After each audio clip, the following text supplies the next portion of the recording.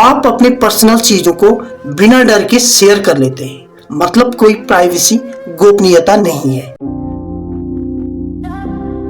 नमस्कार दोस्तों, आप लोगों ने सोशल प्लेटफॉर्म यूट्यूब हो, फेसबुक हो, इंस्टा हो या ट्विटर या फिर अन्य कोई प्लेटफॉर्म हो, आप अपने पर्सनल चीजों को बिना डर के शेयर कर लेते हैं, मतलब कोई प्राइवेसी गोपनीयता नहीं है।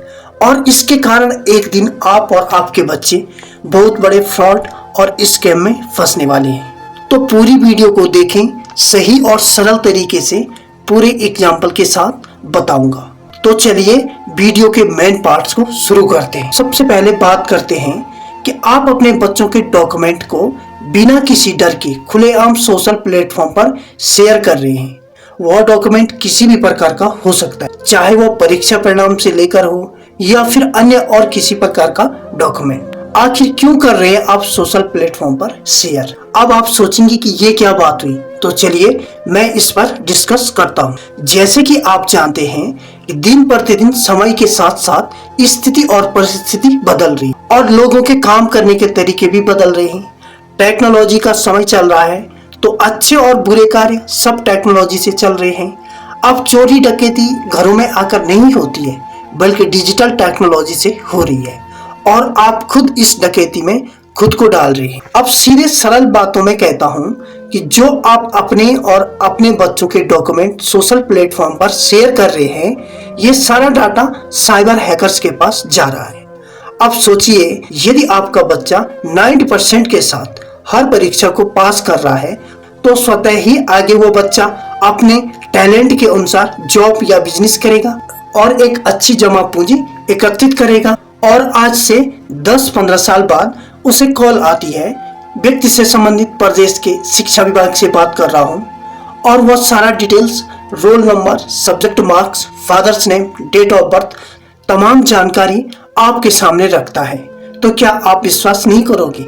मेरा मानना है कि 90% लोग विश्वास करेंगे। और हैकर्स को क्या चाहिए?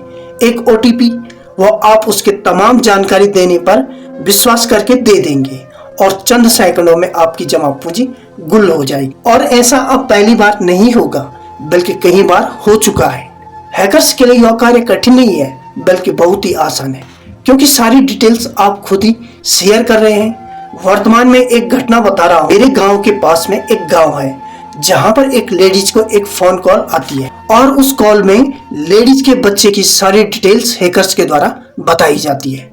इतना तक बताया जाता है कि वर्तमान में बच्चा कहाँ है। हैकर्स के द्वारा बताया जाता है कि मैं बाल विकास कल्याण से बोल रहा हूँ, जिसमें आंगनबाड़ी में नामांकित बच्चों के लिए सरकार ने एक स्कीम बनाई है और इस स्कीम की सारी सुविधाएं बता दी और एक OTP देने के लिए कह दिया। लेडीज ने विश्वास कर दिया और OTP दे दिया।